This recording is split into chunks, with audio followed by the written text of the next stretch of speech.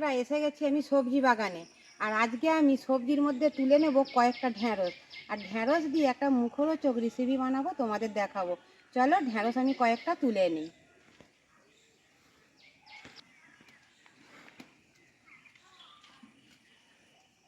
এইরকম নরম নরম কয়েকটা ঢ্যাঁড়স আমি এখন তুলে নেব। এই যে বৃষ্টির জল পড়তে আবার কত সুন্দর ফুল এসেছে গাছগুলোয়।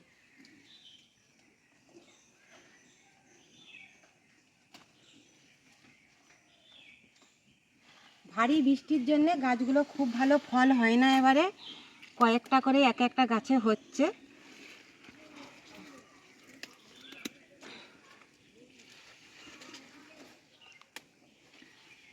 এক চুবড়ি ঢ্যাঁড়স আমি এখন তুলে নিয়েছি।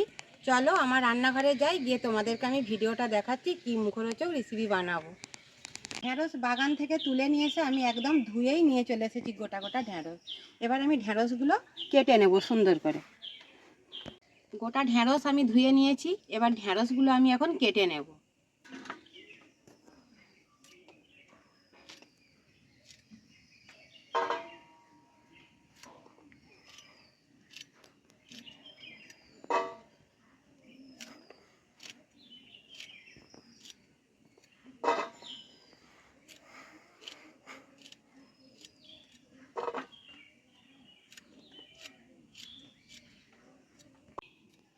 ঘরের গাছের বাগানের ঢ্যাঁড়স বন্ধুরা, এরকম নরম নরম ঢ্যাঁড়স দিয়ে কি খেতে ভালো বন্ধুরা, কমেন্টে জানাবে তো।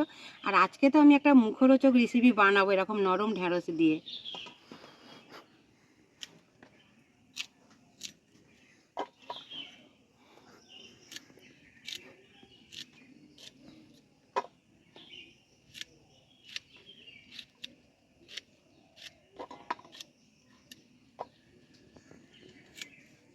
ঢ্যাঁড়সগুলো আমি সব কেটে নিয়েছি, আর এই দুটো আছে এগুলোও কেটে নেব।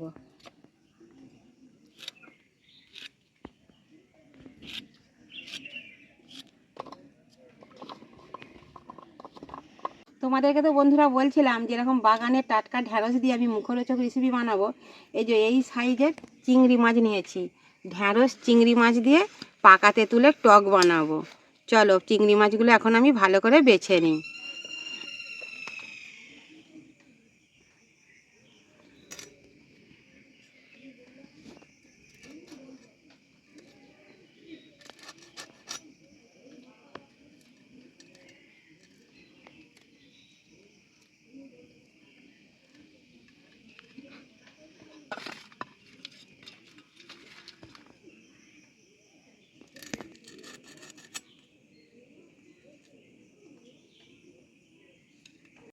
চিংড়ি মাছ আমার সব বাছা হয়ে গেছে।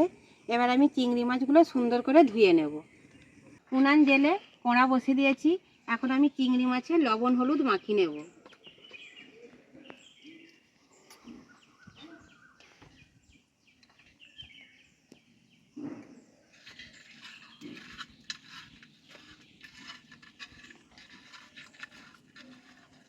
লবণ হলুদ মাখানো হয়ে গেছে। এবার আমি রান্না করার জন্য কড়াই তেল দিয়ে দেবো, মাছটা ভেজে নেব।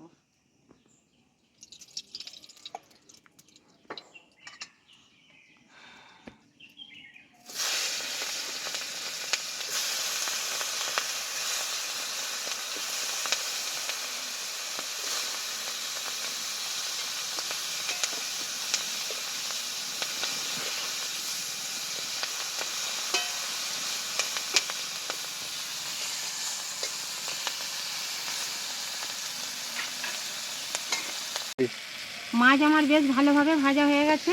এবার আমি মাছ ভাজাগুলো তুলে নেব।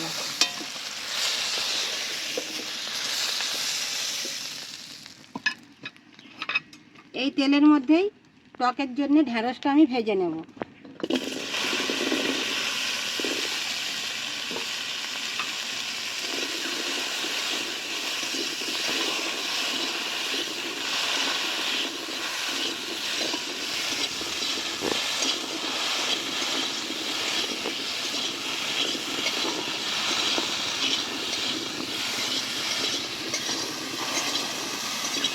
ঢ্যাঁড়স ভাজা হচ্ছে অল্প আঁচে।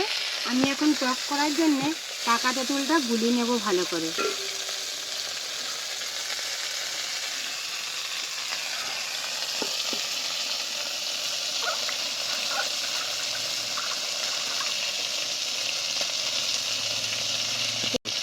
পুরনো তেঁতুল দিয়ে বন্ধুরা ঢ্যাঁড়স চিংড়ি মাছের টক করব। আর এই রকম ঢ্যাঁড়স চিংড়ি মাছের টক খেতে কে কে ভালোবাসো বন্ধুরা কমেন্টে জানাবে।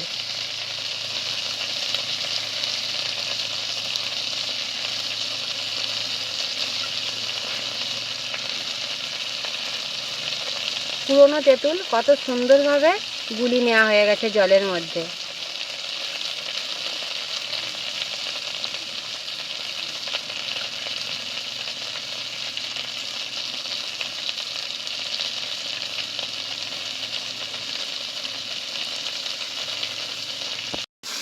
তেঁতুল আমার গুলানো হয়ে গেছে জলের মধ্যে, আর ঢ্যাঁড়সটাও আমার হাফ ভাজা হয়ে গেছে।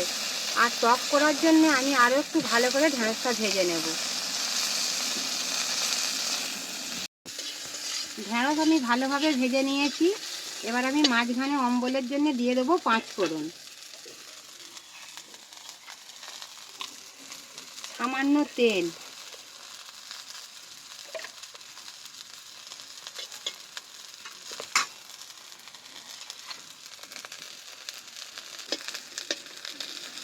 পাঁচ ফোড়ন আমার ভালোভাবে ভাজা হয়ে গেছে। এবার আমি ঢ্যাঁড়স আর 5 ফোড়নটা একই সাথে নাড়াচাড়া করে নেব।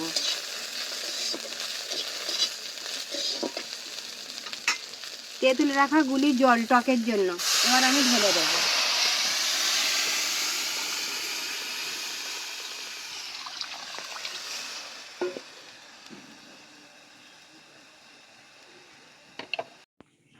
এবার দেবো স্বাদ মতো লবণ, দিয়ে দেবো এবার হলুদ। এবার পাকা তেঁতুলের টক আমি এবার অনেকখানা ধরে তেঁতুলের টকটা ফোটাবো। টকের জন্য ঝোল আমার বেশ ভালোভাবে ফুটে গেছে। এবার আমি ভেজে রাখা চিংড়ি মাছগুলো এবার এই ঝোলের ওপরে দিয়ে দেবো। আর ঢ্যাঁড়স চিংড়ি মাছের টক কে কোথায় থেকে বন্ধুরা দেখছো কমেন্টে জানাবে। আর কে এইরকম গাছের টাটকা তাজা ঢ্যাঁড়স দিয়ে চিংড়ি মাছের টক খেতে ভালোবাসো বন্ধুরা কমেন্টে জানাবে। আর বর্ষার দিনে এরকম টক তো অনেকটাই খেতে ভালো লাগে ঢ্যাঁড়স চিংড়ি মাছের।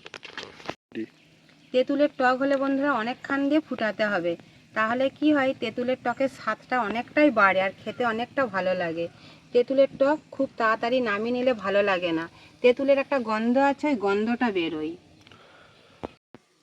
টকের ঝোল আমার বেশ ভালোভাবে ফুটে গেছে। এবার আমি দিয়ে দেবো স্বাদ মতো চিনি। কেন আমরা টক করলে বন্ধুরা একটু মিষ্টি দিই টকের মধ্যে। আমরা তেঁতুলের যাই টক করি না কেন। এইরকম পাকা তেঁতুলের টক বন্ধুরা আমি খুব বেশি জাল দিই না, অল্প আঁচে আস্তে আস্তে করে আমি ফুটাচ্ছি। তাহলে কি হয় তেঁতুলের টকটা খেতে অনেকটা ভালো লাগে। খুব বেশি জাল দিলে কি হবে ঝোলটা মরে যাবে তাড়াতাড়ি শুকনো হয়ে, আর টকটা খুব ভালো খেতে লাগবে না। কতটা জল দিয়েছিলাম, ধীরে ধীরে আমি ঠিক জলটা এইভাবে কমিয়ে নেব ঝোলের জন্য।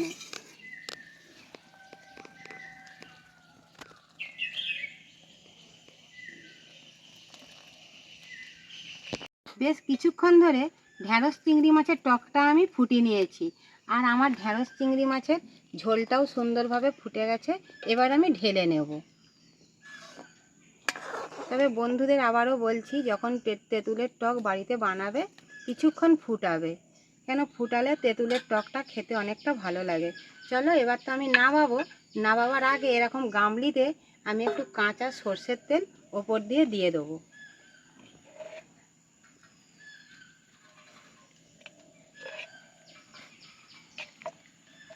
টক আমার রেডি হয়ে গেছে, এখন আমি গামলির মধ্যে ঢেলে নেব। আর এই গামলির মধ্যে একটু বন্ধুরা সর্ষের তেল দিয়েছি। সর্ষের তেল দিলে কি হয় খেতে খুব ভালো লাগে টকটা। চলো আমি ঢেলে নিই।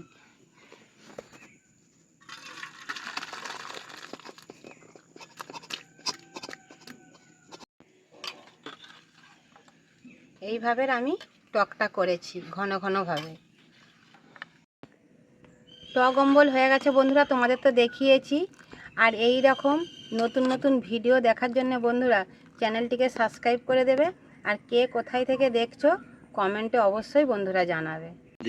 বন্ধুদের বলবো বাজারের থেকেই আনো আর বাগানের থেকেই তোলো। এই রকম ঢ্যাঁড়স চিংড়ি মাছ দিয়ে একটু টক বানাবে, খেতে অনেকটাই ভালো লাগবে। আর সবজির এরকম নতুন নতুন ভিডিও নিয়ে আসবো, চ্যানেলটিকে সাবস্ক্রাইব করে দেবে আর বেশি বেশি শেয়ার করে দেবে। আর আমার এই ঢ্যাঁড়স চিংড়ি মাছের টক কেমন হয়েছে বন্ধুরা কমেন্টে জানাতে ভুলবে না।